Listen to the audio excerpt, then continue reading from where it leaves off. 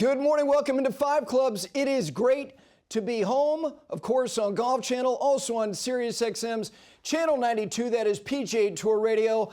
I am Gary Williams, in this program, whether we are in Scotland or at home in Charlotte, North Carolina, always brought to you by Century Insurance, right by you. If you have business insurance needs, they will meet them. Plus, they invest in golf in big ways with the United States Golf Association and the First Tee. Golf Pride, when it comes to options through your bag, they have more and they have better materials, they have better products. That's why through the bag and at every level, they are trusted by more players globally than any grip company in the world. Peter Millar, everything that I wear, and I cannot believe it is almost fall, even though it is stifling in the Southeast. Can't wait to make the transition because nobody has more to offer you. Whatever your lifestyle is, it's Peter Millar. And of course, the cradle of American golf, it is Pinehurst, with the new clubhouse at number 10, the new cottages at number 8. Every time I go back there, they are offering me and you more. That is why they are the cradle of American golf. It is great to be home. Now, I will say this, as much as I love watching all sports, it is nice to come home and watch the things that I love, even though I appreciate Sky Sports for all that they offered me while I was in St. Andrews, from cricket to hurling to rugby. I just want to watch some golf and maybe even a little preseason football. But we talk golf here. We have a lot to discuss over the next hour. Keith Stewart from Read the Line, the man who can talk about the game with respect to the way that you look at possibly wagering on the sport, plus just talking about golf in general. His perspective on what has changed from the beginning of the year to now where we sit on the cusp of the final event of the season on the PGA Tour. How do you wager, Scottie Scheffler? Who has improved themselves the most? Looking forward to that in-depth conversation. Not to mention, we will have a special show with Keith, the purveyor of Read the Line, this week as it relates to the Tour Championship on our YouTube channel as well. So looking forward to him joining me in studio here in less than 15 minutes. Plus, we will get to that U.S. Amateur and a young man who was on this program back at the beginning of June because of what he did to get into the U.S. Open proper as well. We'll talk about that, but we will start with the guy. And we'll get to all the other details of what transpired at Caves Valley at the BMW Championship. But there are a couple of things to unpack as it relates to Scottie Scheffler, because you've heard me say this here repeatedly. And this goes back to last year. It doesn't matter whether somebody is a Titanic TikToker or not. If you're that much better than anybody else in any other endeavor in sports, you, by virtue of simply your performance, makes you exceedingly interesting. He's become more interesting because he's willing, in a very subtle, righteous way, to share his perspective on not only his pursuit, but also, as he did in his pre-tournament press conference, as did Scottie Scheffler before the BMW Championship, when somebody posed a question to him about the Ryder Cup, and he said, I'm not here to talk about the Ryder Cup. If you have questions about this tournament in which I am participating in, I'm all for it. Otherwise, I'll go hit some balls and practice my purpose and my process. I go back to two things as it relates to Scottie Scheffler. It is a great fable. It is the story of the scorpion and the frog. It's just the very nature of who he is. Because it's the middle of August. He's won 2 major championships. He is the de facto player of the year. There's nothing that was going to change that. And even though that, for all intents and purposes, is somewhat of a cosmetic thing in terms of being bestowed something by your peer group, look, when it's from your peers, I don't think it's cosmetic at all. It is an affirmation of what they think about you, that you are the best at what we do. And it ain't easy to do what they do. That's why I don't take for granted whether it's 70 to 50 to 30. That's an extraordinary accomplishment to get there. And we'll get to some guys who got there for the first time. And the other word I'm going to use for you, and it's not the word that you think I'm associating with him, hero. No, not that he's a hero, but the hero. You remember last December when Tiger, as he does customarily every single year, assembles that very small, modest group of players to go to Albany, and before that, it was out at Sherwood in Southern California, where he grew up in that particular area. And after playing an entire season of professional golf, and yes, there were world ranking points and still are associated with showing up there. And if you're somebody who had never been there before to go there and you go, my gosh, look at this. This is like a speakeasy where they're giving you chips and I can walk away here and improve my position in the world rankings. And whether that's right or not, I don't think it particularly is, but that doesn't matter. Last year, Scottie Scheffler showed up at the Hero World Challenge. He hadn't hit a competitive golf shot since the Tour Championship, which is being played this week. See, this is August. He didn't play any competitive golf until he showed up at the Hero in December. And what did he do? He beat the field by 6 shots because that's who he is. And that's exactly what Tiger used to do. And for all of you people out there that still bristle at the references and the connectivity from Scheffler to Tiger, and I'm not saying he's him, but the only way to contextualize what he's doing is that guy, because nobody else has done what this guy's currently doing. And yes, it's more modest in totality, but the Hero is a reflection of something, that it doesn't matter that he didn't play competitive golf for months on end. He only knows one way, that every shot, every round, and every competition in total is one thing. I'm going to be better than you. And if I'm not, I'm going to leave there seething. And I'm going to take it upon myself the next time I see you to be better than you. The Hero was kind of a, hey, let's get together, and kind of a pat on the back and look at all this money and world ranking points. And boy, it's just fun to be here. Tiger never treated it that way as the host. And that spoke to something, this inherent, innate, competitive edge that simply never ebbs. It's always redlining. That's what Scheffler possesses. So here he is, off of winning the Open Championship, and he's not someone who's inclined to go back to the Metroplex of Dallas and just sashay around town with the claret jug and fill it up with fine wines and celebrate. As he said, the celebration and kind of the reflecting on is kind of a fleeting exercise. And that doesn't mean that it makes him sad. It was just him explaining the truth about all of it. But it doesn't mean that it deters him from the next time he plays from doing what it is that he does. Preparation, process, and digging in on every shot. And as Brendan DeYoung said here the last time he was in studio, he plays every round as if he's playing on the bones of his ass, as if he's got an electric bill to pay. And if he doesn't play well, they're going to turn off his water. I love the term playing broke, because it's just that. It's that no matter how much you've done already, the next day you start anew.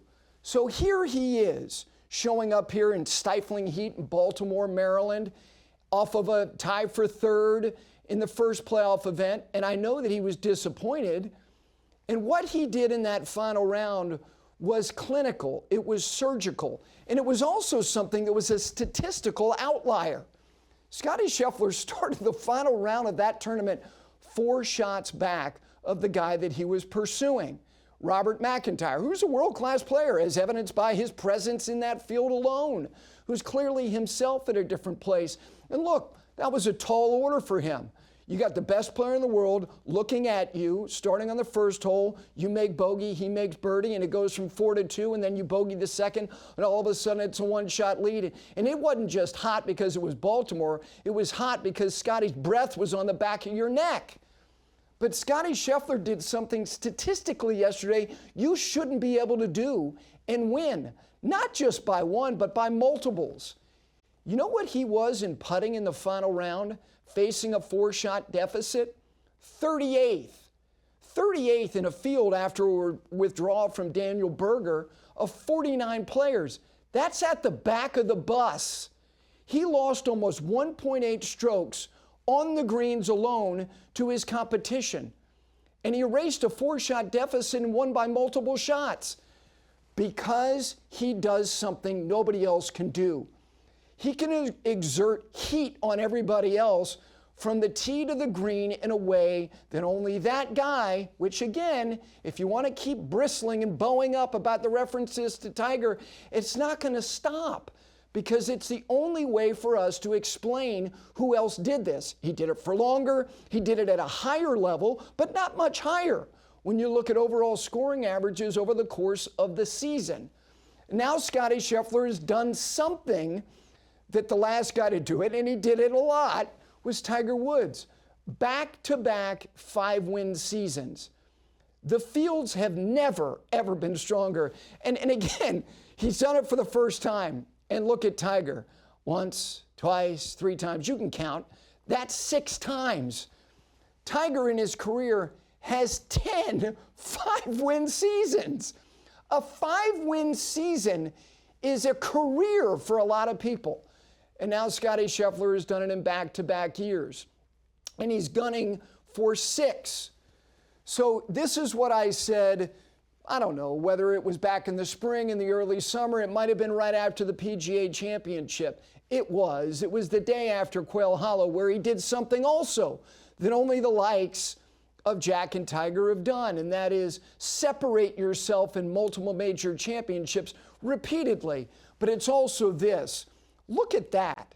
12 wins and 3 majors over the course of the last 2 seasons. Look at that little, small, tall top that he's sitting with.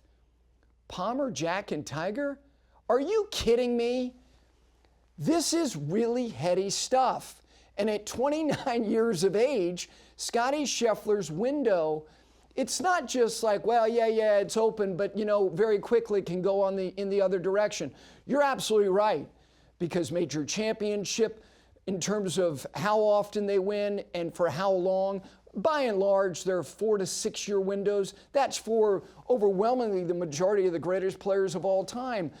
But when you do something, and this is not in any way to disparage Palmer and Jack, and obviously to a far lesser degree Tiger, because Tiger ushered in the globalization at a much greater level in terms of global depth.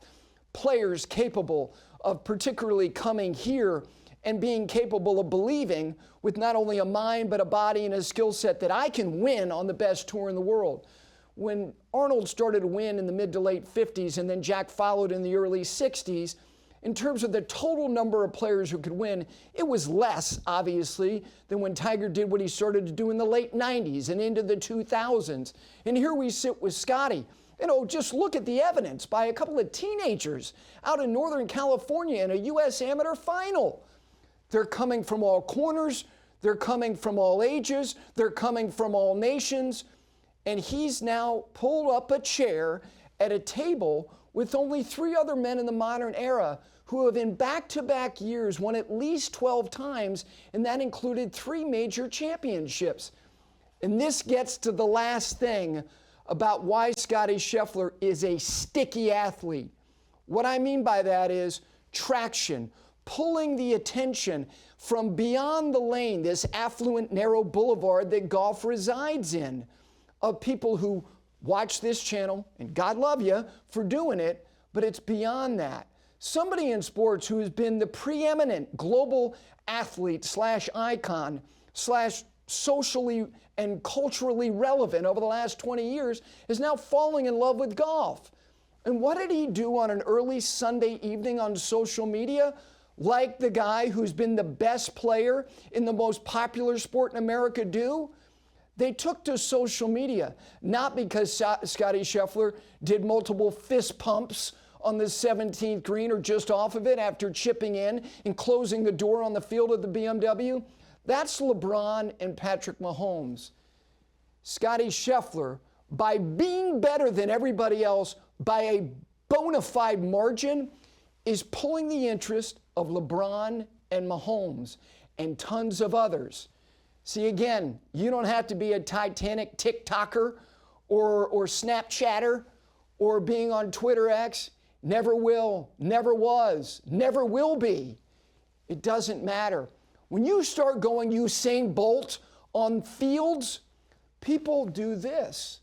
They lean in, and they don't lean back as long as you keep doing it. And the reality is, it looks like he might. starting this week again at 0 against the field, because he's going to do what he always does, because the BMW is over. Like Belichick said a long time ago, on to Cincinnati. Scheffler, on to Atlanta. We take a break. Great to have you with us on this Monday. It's nice to be home, even though it is always hard to leave St. Andrews in the kingdom of Fife. Keith Stewart's going to join me in studio. The wagering angle of golf has become a big, big deal. How do you wager Scottie? How do we look at the Tour Championship? Who has improved their odds? Whose odds have gotten a lot shorter? A lot to get to with him. And then we re-examine some of the better stories that we've seen and who is going on to Eastlake. And we will give shine to a guy who missed the first week of his high school senior year because he wanted to win the Havemeyer Trophy. That's the greatest excuse I've ever heard. It is Golf Channel. It is Channel 92 on PGA Tour Radio, Sirius XM. Back with Keith Stewart right after this.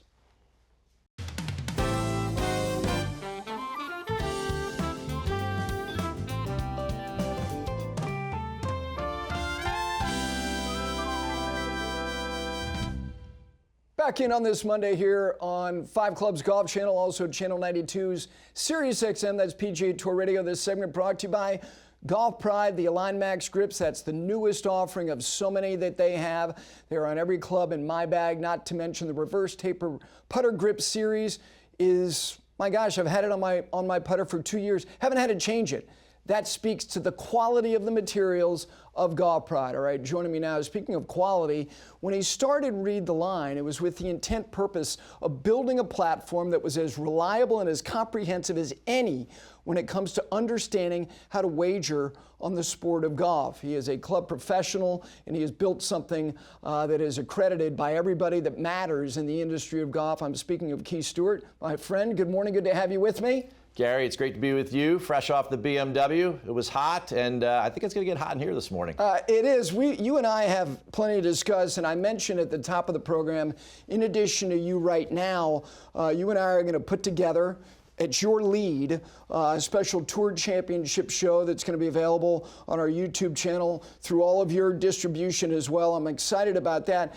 There's so many things to discuss with you because, yes, you can talk as well as anybody about understanding, looking at players, looking at golf courses, looking at fields, and applying information as it relates to wagering on the sport. But you can just talk golf, and we'll do a lot of that as well. But I'm going to start with Scheffler because there's so many ways to examine him as a person, as a player, the process, all of that. But wagering him from the beginning of the year to where we sit right now, look, he was the #1 player in the world with a bullet at the beginning of the year. It's not like that's changed, no. But I think a lot has changed. How has he as a favorite from the beginning of this year, which started with him having to take more time before he could begin his year to now having won now 5 of his last 10 starts, how has he as a favorite changed from the beginning of 25 to where we sit right now? Well, Gary, to no one's surprise, he's been the favorite in every tournament he's teed up this year, even after the Ravioli incident, right? He comes back at Pebble Beach. He's plus 500, 5-1 to win the tournament. That was the betting favorite, right? He didn't win. T9, he led the field in approach.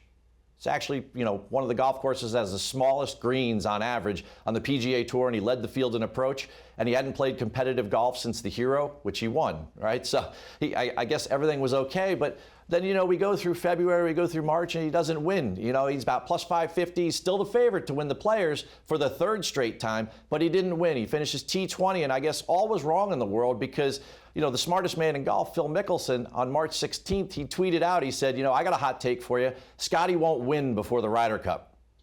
The freezing cold take of 2025. We don't have to wait for the end of the year. He wins it. Could you imagine he says that? All right, Masters, it doesn't work out, but then it starts, he really starts to find his form. Again, all of these moments, he's still the favorite. And the number is always somewhere between plus 400, plus 500, and then he starts winning the CJ Cup by 8. He wins the PGA, where he was plus 450 coming into the week, having just won by, 8. It's the CJ. His longest odds of the year was plus 600 at the Open Championship, and he won that one by a couple. And now he heads into the playoffs. He's obviously the favorite. He has more FedEx Cup points. He has more Ryder Cup points than you and I have rental car points, right? I mean, at the end of the day, he's doing everything he needs to do. He has been the favorite all year, and he is he's bidding to create his own category in my world, right? Which is everyone at the start of the week, and I'm sure we'll get into this more, but everyone at the start of the week, you have to decide, do you want to bet with him in the field or not? And I mean, at this point, the only measuring stick is Tiger Woods. It is. It absolutely is. Now, again, we didn't have what we have now in terms of the way that people can wager on the game and the way that the PGA Tour and everybody else has aligned themselves with it when Tiger was at the height of his abilities and in his power.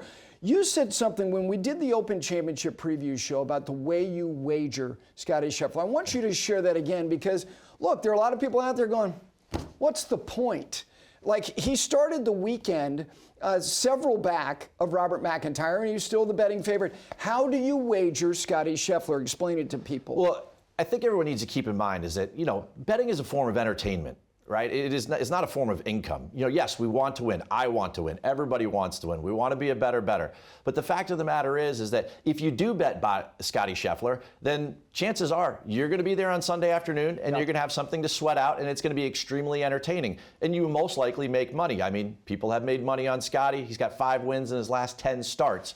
If you want to try to duck the champion, per se, right, there's like 3 things you can do. Number one, like this week going into the Tour Championship, he's plus 150. That's very, very short odds. Now, I know that, but there's only 29 other guys, right? If there was 150, maybe it gets up to 4 again. So at plus 150, too many holes left with 72. Everyone's starting at a clean slate. I would just wait. You can bet him live.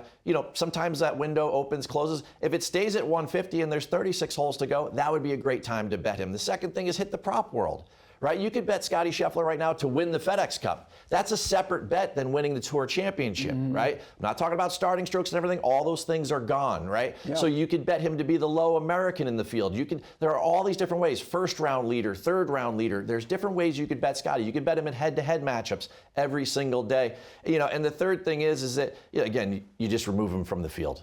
And then you have fun with the rest of the guys that there. You feel like Victor Hovland is the type of guy after 2023 when he won there. Xander Schauffele, the guy who's like the strokes gained career leader down there, he's not in the field, right? This thing could be pretty wide open. Colin Morikawa, he was the one that led the Gross tournament last year. He's another one.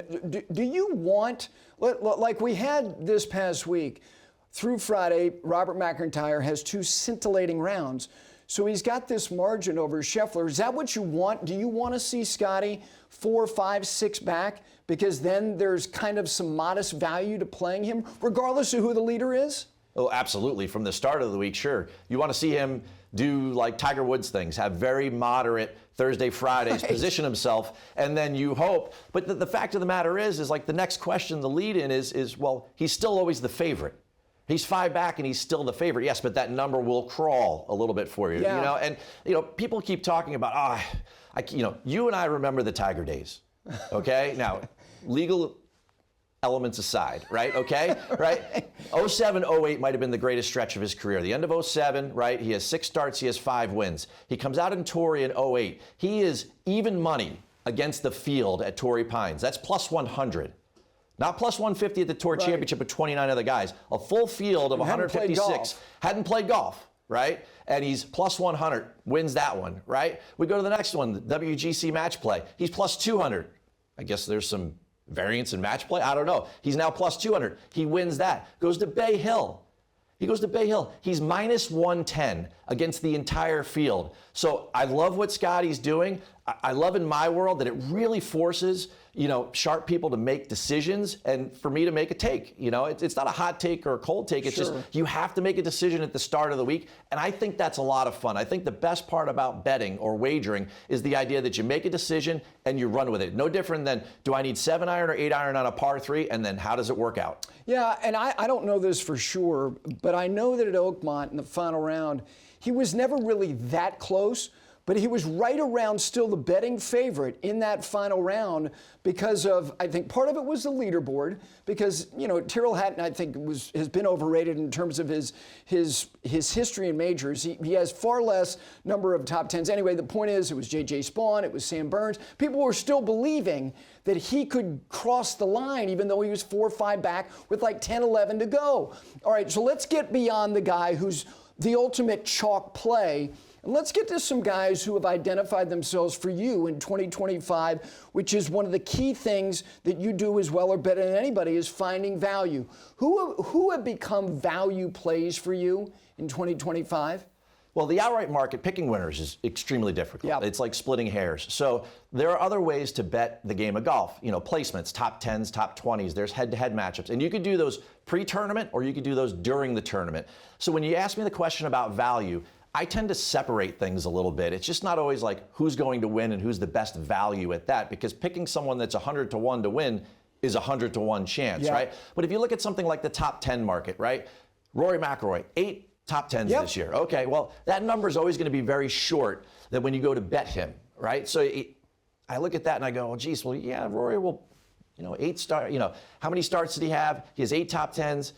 I don't know if there's a lot of value there. Right. Ben Griffin, Russell Henley, they had 9 top 10s this year. They are not marquee names. That's how you find value. Top 20, you could say the same thing. Tommy Fleetwood, he's a top 20 machine. He has 11 of them this year, right? Harry Hall has 10. Nobody knows who Harry Hall is. Luke Donald doesn't know who Harry Hall is, right? We found that out this weekend at BMW, right? But the fact of the matter is, that's how you do it. How about just live betting? You look at the head-to-head markets, right? Like yesterday, who's great at scoring on a Sunday? And I'm not talking about, if you just look at the PGA Tour stats, right? Scottie's third. You know who's fourth? Chris Gotterup. So I bet Chris Gotterup yesterday against Sam Stevens. Gotterup 2 under, Stevens 2 over. And desperately needed it. He left there not knowing whether he was going to Eastlake or not, but and to his credit, and just as an aside, and I'll talk about him before the end of the show, look, you're going, okay, it's not going to happen for him. And he went out there way ahead of everybody else and shot an under par round, desperately needing it with just a chance, and that's added pressure. So that's a perfect example. Let me get to something else about these guys who go to a different level. Do the markets catch up pretty quickly to the likes of Ben Griffin in terms of seeing whether it's top 5, top 10 markets, in terms of seeing them start to stack these up and how much those odds change from, let's say, March to where we are now in August? Not as much as you would think. Okay. A perfect example would have been Wyndham Clark. Right? Yeah. He wins the U.S. Open. He comes back the next year, and then one of the first signature events, the AT&T, he's still 100 to 1. Wow. Okay, and he was 85 to 1 after he had won Wells in order to win at LACC. So sometimes the markets don't catch up that closely or that quickly, and certainly in the placement and prop markets or the live betting markets, you just have to watch these things. And guess what? Everyone's busy.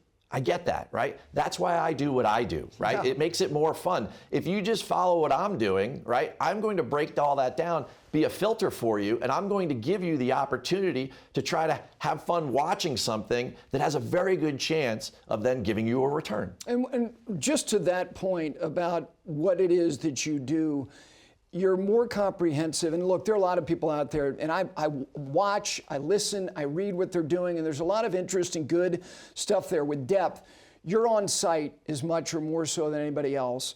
You're talking to setup people, you're talking to superintendents, you're trying to get as much as you can from an agronomic standpoint, from a design feature standpoint as you can. So with that being said, this short field, what are the dynamics that change? You mentioned it, about 29 other guys. What are the things that are most important for people who are putting their toe in the water this week at Eastlake about the fact that it's 30 guys? What changes? I guess the easiest way to explain it is the bigger the field, the more you can bet pre-tournament, the more fun you can have, the more you can kind of expand your betting card. You want to keep to a budget primarily before you start the week, but you could expand things a little bit more. In a field of 30, my number one recommendation would be don't go overboard. Right? All of the numbers are going to be very, very short. Your chance for a return is diminished, right? So I would just say keep it as short as you can. Hey, guess what? In 3 weeks at the Procore, you're going to have 10 or 11 guys there that weren't normally going to be there, number one of which is going to be Scottie Scheffler. Yes. So we're going to have a lot of fun with that field where we normally wouldn't in the fall series. Good point. But, maybe save some money for that. But keep the card tight this week for the Tour Championship. Maybe 1 or 2 outrights in the without Scottie market. If you want to bet Scottie, bet everything Scottie you can. Let the tournament breathe for a day or two. I remember last year when we showed up and there was the renovation and everything, and I was walking through the media center. I said, there's Andrew Green. I said, I'm going to go talk to Andrew. Andrew, what did you design? What type of player did you design this for, right? It is so important to understand that you're not putting a round peg in a square hole, right? Who fits the golf course, right? Look at the strokes gained career leaders at the Tour Championship. Guys like Colin Morikawa, Sung Jae Im, Russell Henley. What do? They work for the Highway Commission. They hit it straight down the middle. The people that were good at Southwind, Tommy Fleetwood, right? TPC Southwind at St. Jude are going to be good this week, right? Those are the things that I look for. And this week, I mean, above all else, folks, keep it tight. One last thing, and I know that, you lean in, you have as much quantitative data as anybody, but I want to ask you about one intangible. The Ryder Cup points system, it's over. There's no points to get here. This is about making a last impression. We've got the 6 that are on automatically. What does that have on how does that influence you? Like Chris Gotterup being an example, Maverick McNeely being another one. Yeah. The pressure of money and the result, and obviously they're trying to win a golf tournament, but the ancillary byproduct of playing well with that last impression, how does that influence you as somebody who's looking at the wagering side of things? If I asked you the Monday, if I sat here the Monday after the Travelers, you and I would have said with 99.7% certainty that Keegan Bradley was going to be on that team. Unequivocally. Do you have that same level of certainty? No, I don't. Right? So a lot of people are just looking at Matt McNeely or Andrew Novak or Chris Gotterup or Cam Young and those guys and their stories, right? How about kind of the fall of Keegan Bradley since he won and this whole conversation started with you're going to be a playing captain and do all of these things, right? Jordan Spieth and kind of him going to the 3M and then going to the Wyndham and, and still, and not making it this far in order to be considered. It definitely plays a role in what I'm looking at. And as much as it does, if there's one way to improve the playoffs, we've found that the second bug yesterday on the TV screen, the one about the cutoff for 30, the one a week ago, the cutoff for top 50, those are some really compelling stories. Yes. Some people rise to those occasions and some don't, right? And those are the markets that I really tend to look at as like strokes gained pressure under the moment. Okay, it is Read the Line. Again, we're going to have a special Tour Championship preview with Keith that's going to be available on our YouTube channel. We also got a Ryder Cup special coming in the month of September. It's great to have you in town. Looking forward to you and I putting this show together. When this show is over, that's going to be available by tomorrow or Wednesday. It's great to have you here. Thank you. Gary, thanks for leaning into my world. We appreciate it. Listen, we're here to not only learn ourselves, but everybody else out there that is taking your curiosity, or even more than that, and what it is that you're doing. It's great to have you here. Keith Stewart, Read the Line. We come back. The ramifications of what transpired this week, the 30, the stories inside of it, the good ones, good examples of people taking their own paths, and also a little USAM recap as well. It is a Monday, 5 Clubs on Golf Channel, and on Channel 92, Sirius XM's PGA Tour Radio. Back right after this.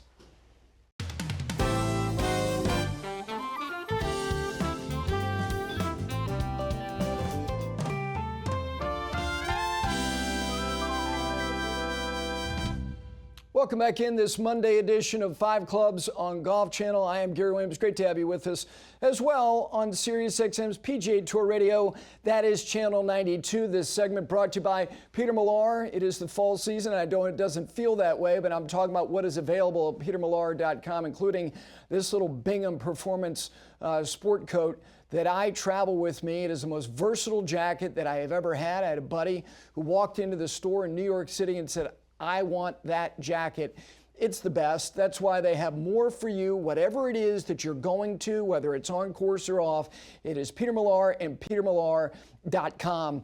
The BMW Championship, I'm expecting to do a good number because the number 1 player in the world is a sticky guy. People are paying attention to Scottie Scheffler. They were last week. They had a tremendous number at the FedEx event in Memphis. They're going to have another good one at the BMW at Caves Valley. Let's take a look at that final leaderboard again, because in there you have Robert McIntyre, and last week it was Justin Rose, and Justin Rose was able to cross the line. But we're having this terrific collage of American and European players battling on these leaderboards in their first 2 weeks. That is a great undercard to what is the main event, which is trying to win these tournaments as it relates to the forthcoming Ryder Cup. So McIntyre, not good enough on a Sunday, shoots 73, but there's Maverick McNeely making another last impression to Keegan Bradley. Tommy Fleetwood, to his great credit, off the mat.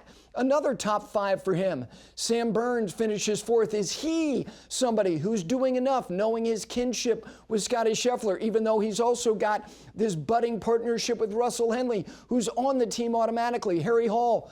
Harry Hall, I know, is getting a lot of late run from people as it relates to can he break through kind of the bro room that we see on the European side and the American side. He's having a breakout year. Victor Hovland deprived Michael Kim of being in Atlanta because he made a birdie on the final hole. Ricky Fowler valiantly tried to make his way to Atlanta, a late double on the 16th. Or the 15th was his undoing. Ludwig Oberg, by the way, his results of late quietly are trending. And there is Michael Kim. Michael Kim finishes 31st, and I know that he's disappointed that he's not going to play there in Eastlake in the Tour Championship for the first time. But again, I think people who are watching this show, watch this channel, they go beyond just who won the golf tournament. They're peeling back layers to look at players who are doing things that maybe formerly they hadn't done before. Maybe they had done it before, but they're doing it again for the first time in a while, which gets us to looking at the FedEx Cup standings and knowing that the 30 is just that. And believe me, there are trappings to being in the 30 as it relates to major championship exemptions. There is Rory McIlroy, and I think Rory is speaking to, a fault in the system. Didn't play in the first event, didn't finish top 10 in the second event. And you know where he was before the first event? You know where he is going to the final event? Second. J.J. Spawn is third. Of course, he was second last week in that playoff to Justin Rose, who launched himself all the way up into the top 5. Tommy Fleetwood, I appreciate him putting the gloves back on after taking one in the chops, it seems like weekly. Ben Griffin is a great story. Ben Griffin, a little side note, maybe a lot of people have heard this. He has creatine as part of his dietary program. Apparently, he tried to redline it to some degree because he didn't do it before the round. So he swallowed essentially a rock of creatine, and it hit him on the first hole. He made triple, and then he made double, and then he made a bogey. And he's thinking, my God, I might need to withdraw. I think I might just pass out here.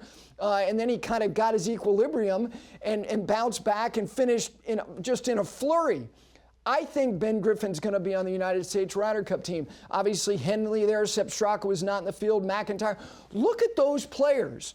Who among that first page is not going to be on either the United States or the European Ryder Cup teams? Harris English, he's a lock. He's on the team. Here's the thing about Justin Thomas. He's going to be on the team. Look at his results in his last 4 starts, 22nd, 34th, 28th, 33rd. Not a great trend line.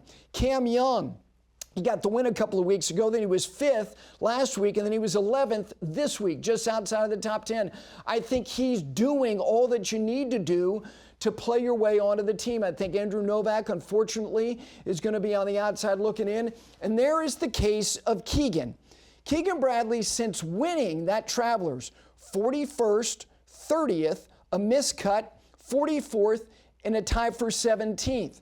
And let's remember when we go back to when he was made the captain of the American team, he said, look, I may have a decision if I automatically qualify in the top 6, but he said, and I'm not mincing words here, I'm not going to pick myself, he's now 11th. Is he going to pick himself? Is he going to pick himself because all of his vice captains are saying he's got to pick himself because basically his world ranking is actually better than his standing in the FedEx Cup? And then finally, on to the last page. Look at Colin Morikawa and look at where he sits. His last 4 starts, miscut, tied for 22nd, tied for 33rd. Most people think he's going to be on the team. Hovland's going to be on the European team. And there you take a look at Shane Lowry. Shane Lowry's last 4 starts, 45th, 40th, 59th, 23rd. Not a great trend line. Meanwhile, Harry Hall is a guy who's putting together a lot of good results. And there you see the name, those last 2 names, Chris Gotterup and Akshay Bhatia. Different stories. And let me start with Chris Gotterup. Chris Gotterup was somebody who, if you look at what he's done over the last, obviously going back to that Scottish Open, he won the event, and then he went on to the Open Championship, and you're going, what is he going to have in the tank? I mean, understandably, look around. He didn't even think he was going to be in the field. And then he finishes third in the final major of the year. And then he honors the commitment at the 3M, and he plows through with probably little in the tank, fuel-wise, and he finishes tied for 10th. And then his first two playoff results have not been great. But here's what Chris Gotterup got. He got a stay. And what I mean by that is that he stays in the conversation because he gets that final start at Eastlake. And when he left there, he was outside the number. And by the end of the day, watching with his family in nearby Annapolis, Maryland, he finds himself in the Eastlake field. I don't think he needs to win the Tour Championship to be on the United States team, but my intuition, and that is all that this is that he needs to have a really good week, like in the heat kind of thing. So when Keegan Bradley, as he also evaluates himself, goes, I don't know, maybe he's the proper choice here. Because look at the fact that he was thrust into this, and then he did a lot of media, including being on this program as well as other programs. And yes, his last two results have been less than what you would hope for. But he got that last opportunity because points are out the window. This is not about the quantitative measurements of launching yourself further in front of others. It's merely a final impression. Let me end with this about just the story of the fact that everybody's race is not against anybody else. It's your race. And the point is, just keep running. And Akshay Bhatia made the choice to not play college golf. And there were a lot of people who said, what are you doing? And I am one who is a believer in not skipping steps. You've heard me say that the most important skill to refine is the skill of winning at every level. And he deprived himself of that. But to Akshay Bhatia's immense credit, at 23 years of age, Akshay Bhatia is going back to the Tour Championship for his second time. He's 23. You know who's 25? Ludwig Åberg. Ludwig Åberg chose his path, and his path clearly is one that agreed with him, playing college golf, coming from Sweden, going to Lubbock. What a strange transition that was. He handled it quite well. Akshay Bhatia has found his footing at the highest rung of professional golf. And to his credit, with a lot of people saying, you shouldn't have done that, it makes me think about the likes of Blades Brown and Miles Russell, who are also choosing their own paths. It's their path. I got enough trouble making good decisions for myself. I sure as hell am not going to tell others what's best for them. Credit to him to make it back to Eastlake. That's a heck of an accomplishment. Speaking of accomplishments, and speaking of tender ages, the guy just won the U.S. Amateur. Unreal. And he beat a kid who's also not even 20 himself. We'll talk about what was a glorious week outside of Daly City at the Olympic Club when we continue on this Monday. 5 Clubs Golf Channel and PGA Tour Radio on Sirius XM. Back with the USAM right after this.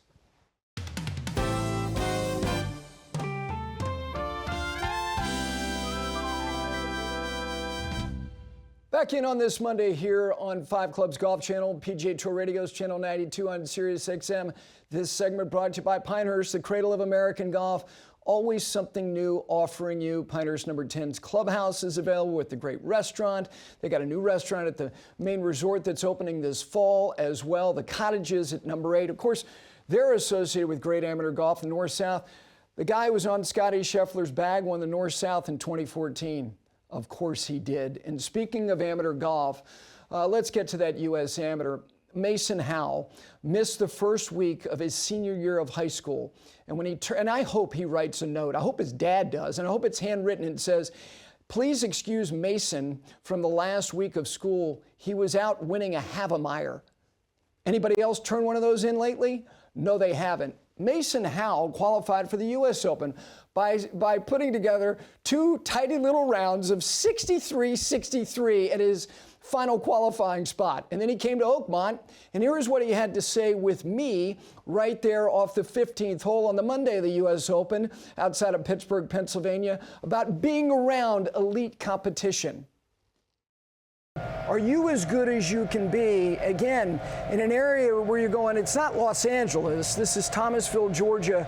You're around a lot of kids who can play golf, aren't you? Yes, sir. No, we have just a hotbed of talent. I've got 2 of my best friends going to play collegiate golf, actually 3 really in like SEC golf, and it's just, for that small of an area, we just have a hotbed for talent. We've got really good coaches, and Jimmy Gillum, who's actually my caddy this week, and Bill Conley, who is at the local country club. And yeah, so it's just a lot of great people and a lot of supportive people that helps us all achieve our goals. Well, I don't know if winning U.S. Amateur was a goal this summer, but he's done it. And he has still got his senior year of high school before headed to the University of Georgia, which they are in desperate need of an influx of talent. The kid who won the U.S. Junior, Hamilton Coleman. And I love saying his name because I just think of Coleman in Trading Places when Dan Aykroyd is loading shotguns with a putter and Coleman brings him a couple more shotguns because he was just doing his job. Congratulations to Mason Howe. Congratulations to the USGA, to the Olympic Club for putting on an event that had people buzzing because of the great stories that happened throughout the course of match play, including Niall Shields Donegan and John Daly II. We hope you have a great rest of your Monday. We're back tomorrow. We got a big week ahead of us. We'll see you then, folks.